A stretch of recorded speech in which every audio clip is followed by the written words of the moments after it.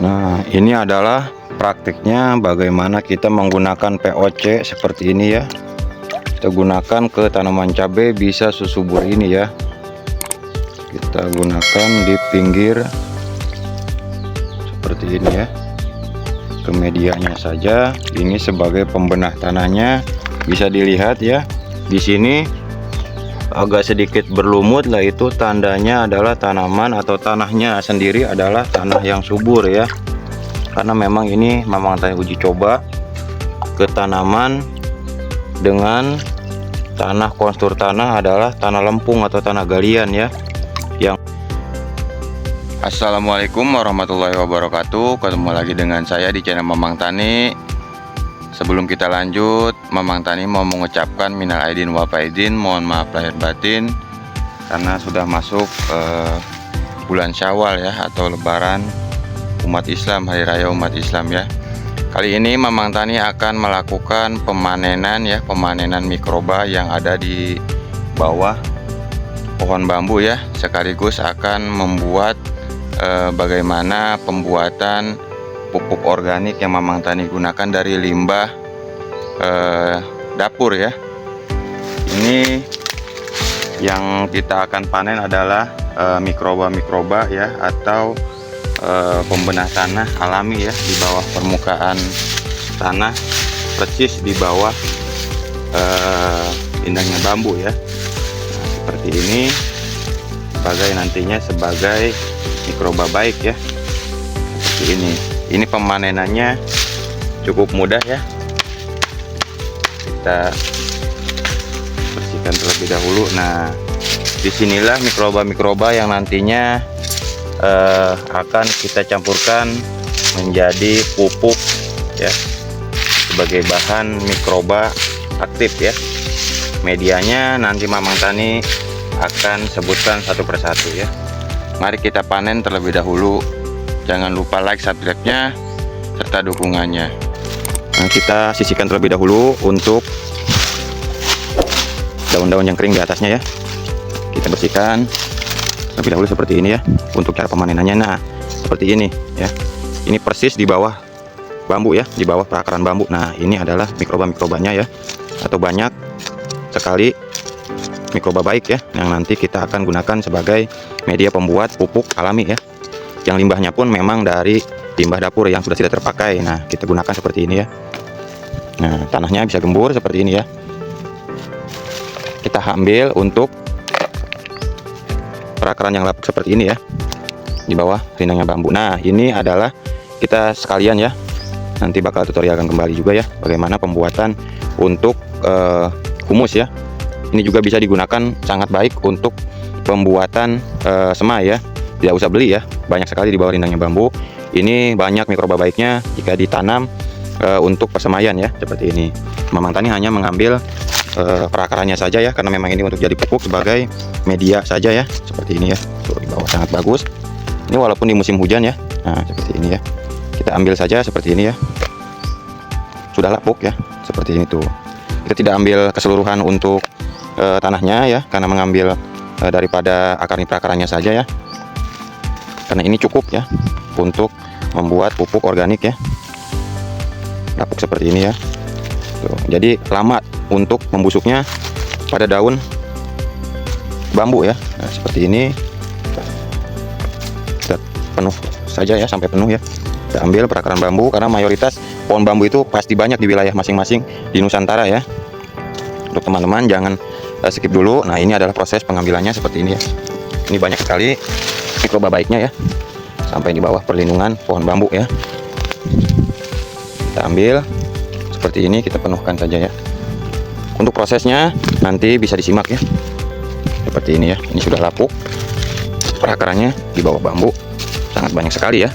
Ini sangat bagus sekali ya, bisa digunakan nih seperti ini ya. Gak usah pakai kokopit atau apa, jika ada di wilayah rekan-rekan tinggal langsung panen saja ya.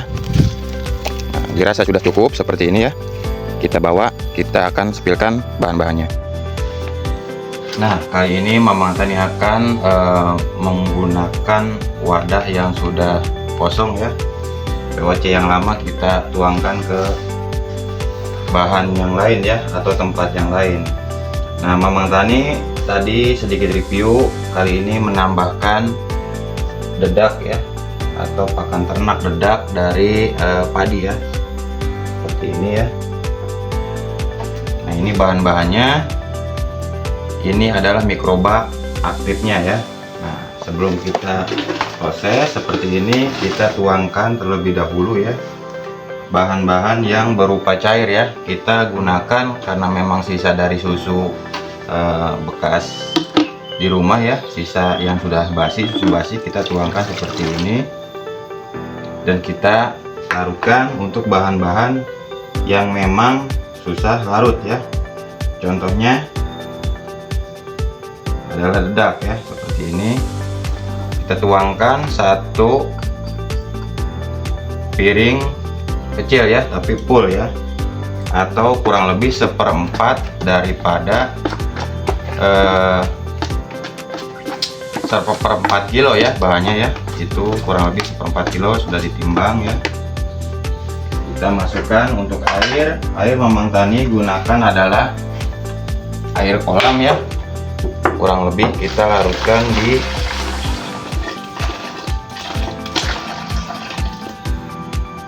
2 liter ya. Ini patokannya kita di 2 liter untuk dosis ya. Kita tutup kembali.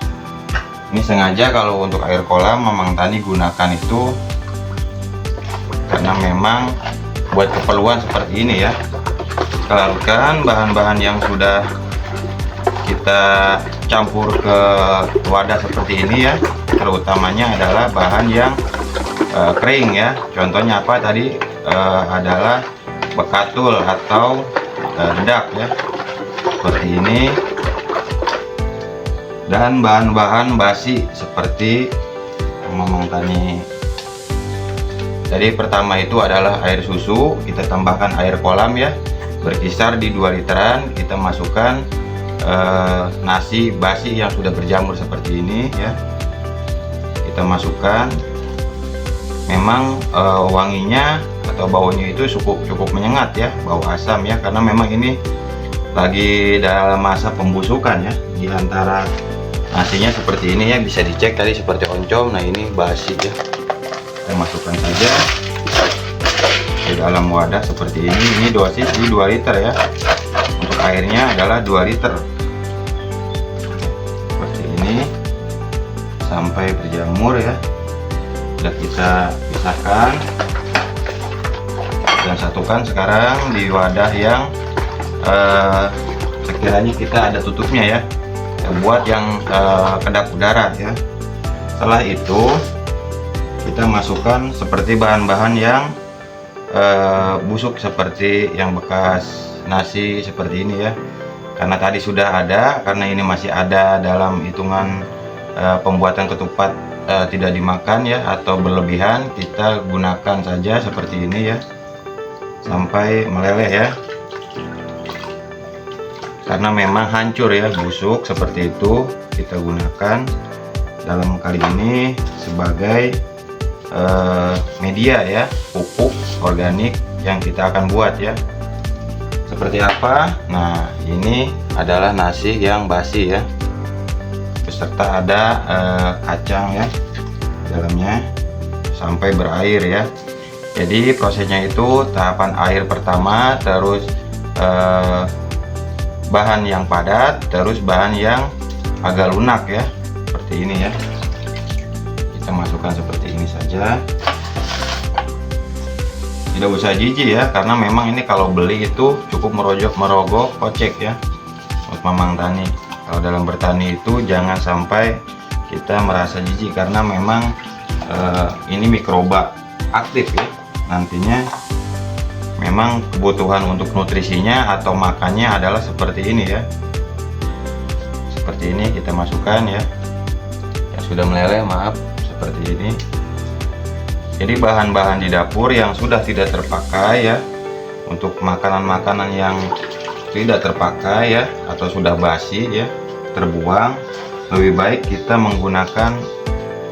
digunakan sebagai bahan pembuat POC ya, atau pupuk organik cair nanti kedepannya, supaya tidak membeli ya dan mengurangi pupuk-pupuk kimia ya. Nah, ini adalah fermentasi yang berbau asam ya, seperti ini ya.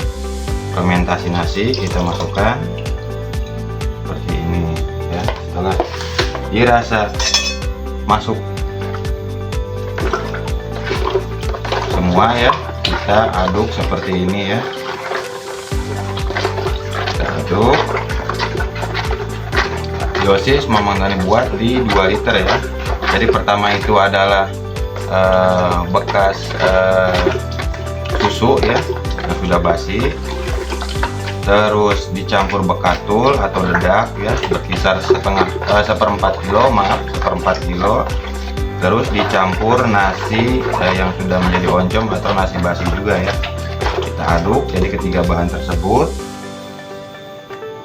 dan kita gunakan jika ada gula merah ya, kita larutkan, atau molase yang lebih gampangnya.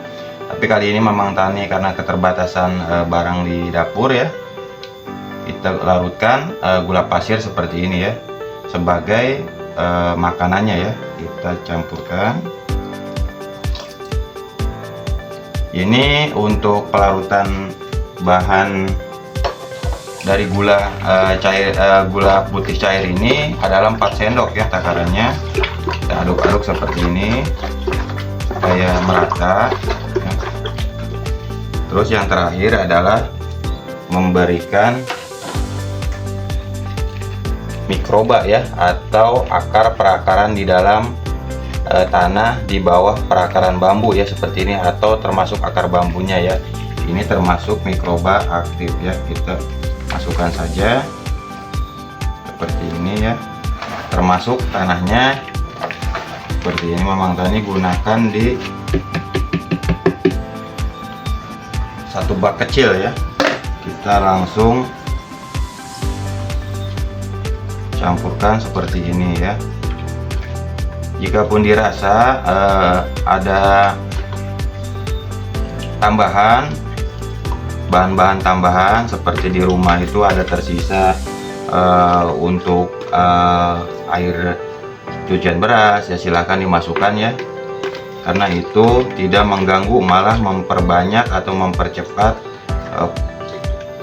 pelapukan daripada pupuk ini ya, atau pupuk POC yang kita buat nantinya ya, seperti ini. Dan ini adalah bahan aktif atau nanti kita bisa campur ya. Kalau untuk penambahannya untuk 3 hari ke depan ya, kita tidak usah buka ya. Setelah ketiga harinya masuk ke 4 kalinya kita buka dan kita coba aduk ya.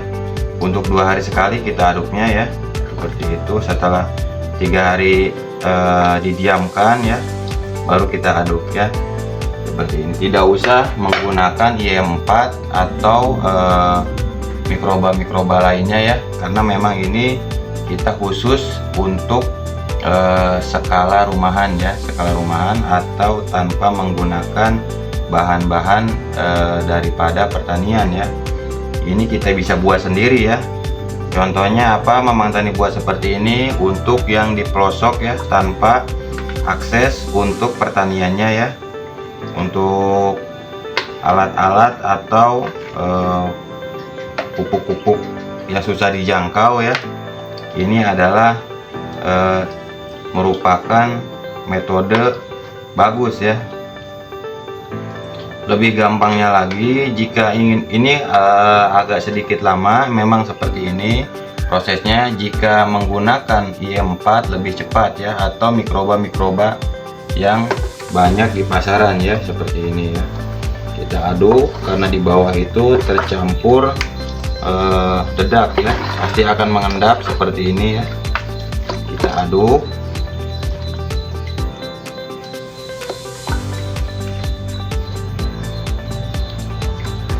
seperti ini ya. Untuk prosesnya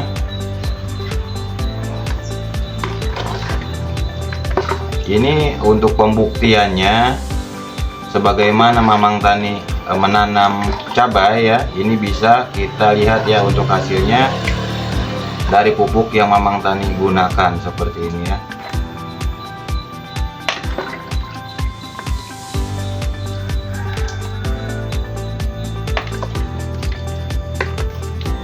Dirasa terlihat di bawah ya, banyak bekatul-bekatul ya,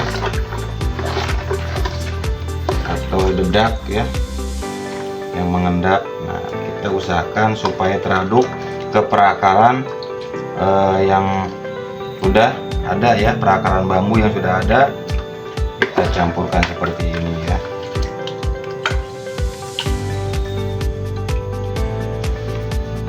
Cukup seperti ini. Nanti kita lihat pengaplikasiannya di lapangan. Yang tadi POC yang sudah Mamang Tani sisihkan akan kita kocorkan kembali ke tanaman cabai ya. Kita tutup rapat-rapat seperti ini ya, usahakan tutup rapat dan simpan di bawah lindungan atau tidak terkena cahaya matahari langsung, lindungan daripada bisa ditaruh di ruang yang lembab ya, seperti di kamar mandi ataupun di pojokan yang memang terhindar daripada cahaya matahari. Nanti kita akan langsung aplikasikan ya pupuknya. Nah, ini adalah praktiknya bagaimana kita menggunakan POC seperti ini ya. Kita gunakan ke tanaman cabai bisa sesubur ini ya. Kita gunakan di pinggir seperti ini ya, ke medianya saja. Ini sebagai pembenah tanahnya, bisa dilihat ya. Di sini agak sedikit berlumut lah, itu tandanya adalah tanaman atau tanahnya sendiri adalah tanah yang subur ya. Karena memang ini Mamang Tani uji coba ke tanaman dengan tanah, konstur tanah adalah tanah lempung atau tanah galian ya, yang memang kadarnya adalah asam ya. Ya baik, itu saja yang bisa Mamang Tani kali ini berikan, bagaimana pembuatan ya, bagaimana pembuatan bahan-bahan yang sudah tidak terpakai di dapur ya, atau limbah dapur, kita sulap menjadi pupuk yang bermanfaat ya, dengan kaya nutrisi yang sangat dibutuhkan oleh tanaman ya.